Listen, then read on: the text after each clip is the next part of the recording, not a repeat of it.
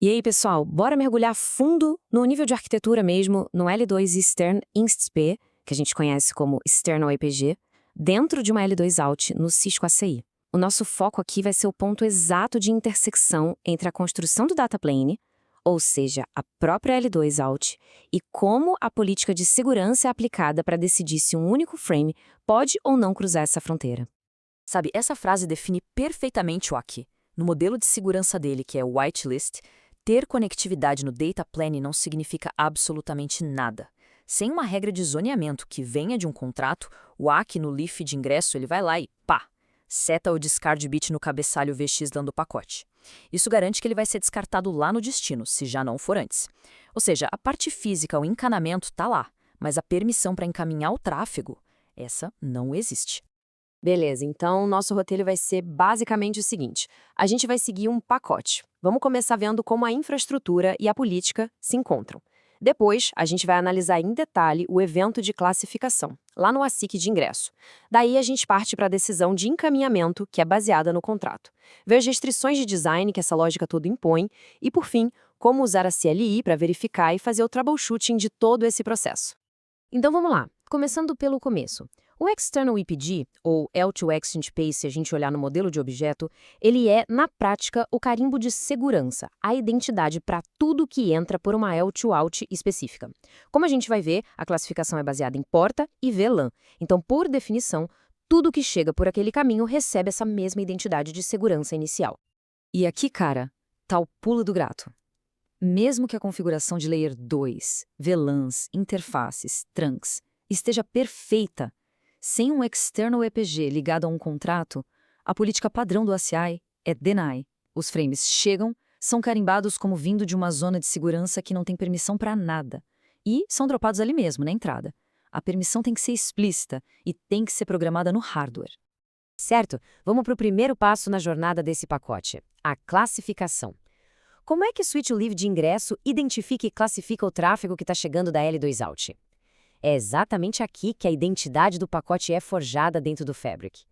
O ASIC, por dentro, ele não fala em EPG, ele fala em PC Tag, o Policy Control Tag. Às vezes a gente vê como os class também. Pensa nisso como se fosse um crachá de segurança numérico que o pacote recebe assim que entra no Fabric. O ASCII de ingresso atribui esse valor e ele é carregado no campo Class ID do cabeçalho VSLAN.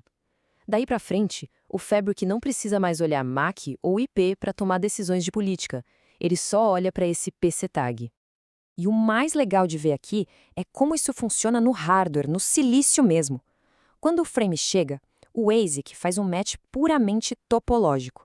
Porta física mais a VLAN de encapsulamento. Se isso bate com uma L2 Out configurada, ele atribui o PC Tag que já estava definido para aquele externo IPG. E presta atenção nisso aqui, ó. Endereço MAC de origem, IP de origem, nada disso importa nesse momento. É ignorado. A classificação é puramente topológica. Ok, nosso pacote agora tem um crachá. O PC tag dele está lá no cabeçalho VXLAN. E agora, o que o Fabric faz com ele?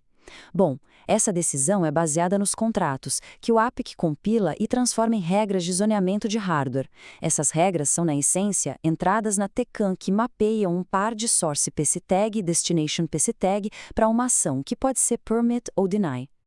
Para permitir esse tráfego, a gente tem basicamente dois caminhos. O padrão é usar contratos definindo explicitamente quem é consumidor e quem é provedor. A alternativa é o Preferred Group. O que ele faz por baixo dos panos? Ele basicamente manda o APIC criar regras de zoneamento de Permit Any para todo mundo que está dentro desse grupo no escopo daquela VRF. É um baita atalho de política muito útil em migrações quando a gente quer conectividade total no começo. E aí, mergulhando um pouco mais fundo, quando a gente aplica um contrato, o APIC compila essa política em regras de hardware. Ele cria os chamados Shadow EPGs, que, sejamos sinceros, nada mais são do que os próprios PC tags representando a origem e o destino na regra. E aí ele programa as regras de zoneamento, mapeando o PC tag de origem para o de destino, direto na policy tecando os leafs onde esses EPGs existem. Isso garante que a política seja aplicada na velocidade do hardware. Beleza, a gente viu o fluxo de um pacote. Agora vamos dar um passo para trás e pensar nas consequências disso para a arquitetura da rede.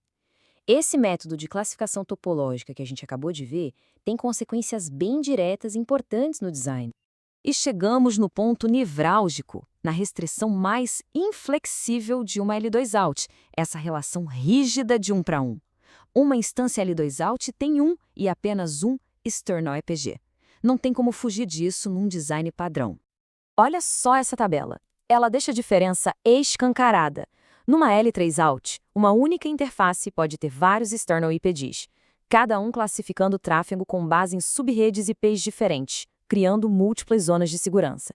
Já na L2Alt padrão, a relação é fixa. Uma interface e uma VLAN mapeiam para um único external IPG, ou seja, uma única zona de segurança.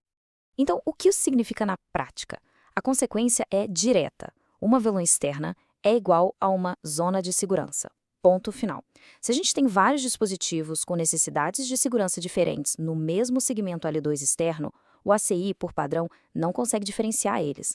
Para ter políticas granulares, as saídas são ou separar em VLANs diferentes, cada uma com sua própria L2Alt, ou partir para a microsegmentação, o SEG, para classificar com base em outros atributos. Ah, e aqui tem uma coisa que sempre gera dúvida e vale a pena a gente deixar bem claro. Usar uma L2Alt com external IPG dá ao dispositivo externo uma identidade de segurança própria. Ele é uma entidade separada que precisa de contrato para falar com IPGs internos. Já quando a gente usa um Static Path Binding num IPG interno, é como se a gente puxasse o dispositivo externo para dentro do IPG, tratando ele como membro da família. Aí, claro, ele não precisa de contrato para falar com os outros membros do mesmo IPG. Ok, chega de teoria. Vamos para a prática, para a análise forense. Como é que a gente verifica tudo isso no CLI? É aqui que a gente separa a teoria da implementação real no hardware. No meio de um troubleshooting, a primeira pergunta que a gente tem que fazer é: o Fabric está pelo menos classificando o tráfego certo? A gente precisa confirmar qual identidade, qual PC tag o Fabric deu para o nosso IPG externo. Para isso, o comando é o show a SideEgg EPGs. A gente está, na verdade, batendo na porta do resolvedor de políticas do próprio Leaf e perguntando: ei, qual o número, qual o PC tag que você deu para esse EPG aqui? Esse número que ele retorna, tipo 16836, é a identidade real que o hardware vai usar para aplicar a política. Beleza, o PC tag está certo. E agora, a próxima pergunta é: a regra do contrato, ela foi parar lá no Tscan? E mais importante, tá batendo pacote nela? Os contadores estão subindo?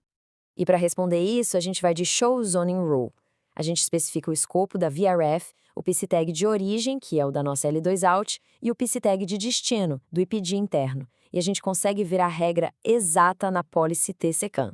O output vai mostrar a ação, que tem que ser permit, e o mais importante de tudo, os contadores. Se aquele contador está subindo, aí sim a gente tem a prova final de que a política está funcionando como deveria. Então, para amarrar tudo no nível CCI, o que a gente precisa guardar? Primeiro, o external IPG, o L2 Extins InstP, é a identidade de segurança da L2Alt. Segundo, a classificação é topológica, porta mais VLAN, e não baseada em endereço. Terceiro, isso cria um modelo de arquitetura rígido de 1 para 1 entre L2Alt e external IPG. E por último, a comunicação só acontece com o contrato ou via Preferred Group. E tudo isso nos leva a uma reflexão final, uma pergunta de arquitetura mesmo. Considerando todas essas restrições, principalmente essa falta de flexibilidade na classificação, quando é que estender um domínio L2 para dentro do ACI é uma escolha estratégica inteligente? E quando que isso se torna um passivo técnico, uma fonte de rigidez e complicação no design? A resposta para essa pergunta é o que, na minha opinião, separa um bom engenheiro de um grande arquiteto de ACI.